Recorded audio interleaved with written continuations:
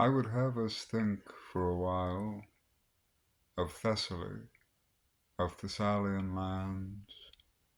enchanted and exotic because they were nearly foreign in old Hellas, on the cusp of barbarism to the old Greeks, filled with wonderment, filled with untold possibilities of all that could be. I would have that come to mind, and then I would remind ourselves of the Adonasiaca,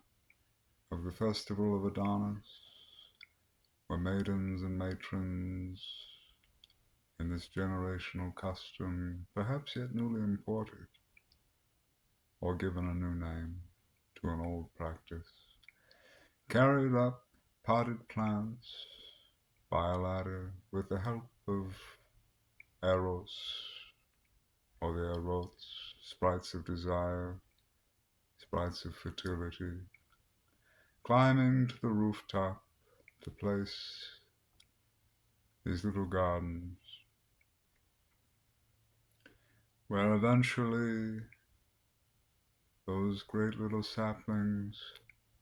that had promised would wither under the heat of the sun, and they would mourn and lament. And we should call to mind the grieving of the women of the Orient,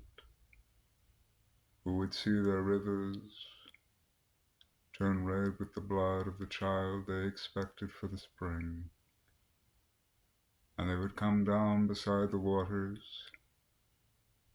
and assuredly in the style so familiar,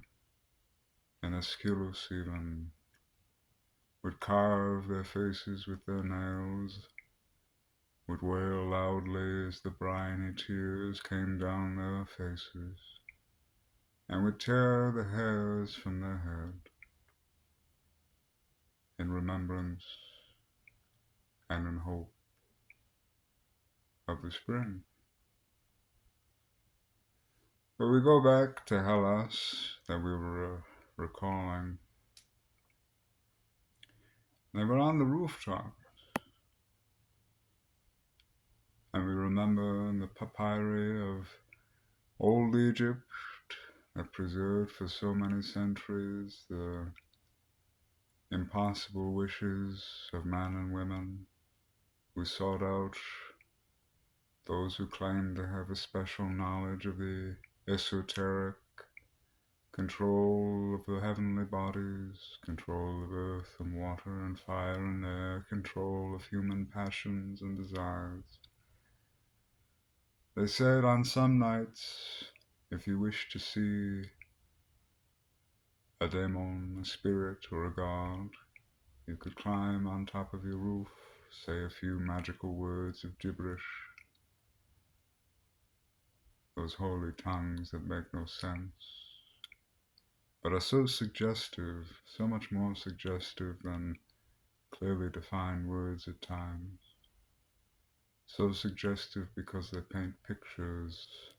pictures that flood the plasma of the blood, pictures that are interwoven in the watery soul much more than a dictionary definition. Anyhow, they would conjure up these ghosts or spirits, and they would hope to be told certain things. They would hope to be told of success in undertakings, in truths of what was hidden and obscure, light upon darkness. Perhaps they would be hopeful in knowing the faithfulness of their beloved family members, their wives. Perhaps they would hope to know of love to come. Maybe they had started that practice from of old, to observe star and moon on certain nights.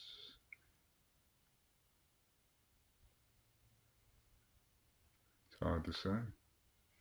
But the ladies of Thessaly, in that age-old custom with a new name, or the new custom with an old name, or something of that sort, they climbed up the ladders with the potted plants, the gardens of Adonis, as the Tammuz of the old Orient. the infinitely old, infinitely wise, non-existent, but awfully suggestive orient to the minds of the Greeks. So they climbed up with their helpers, those erots we spoke of, those spirits who would guide them under the rooftop.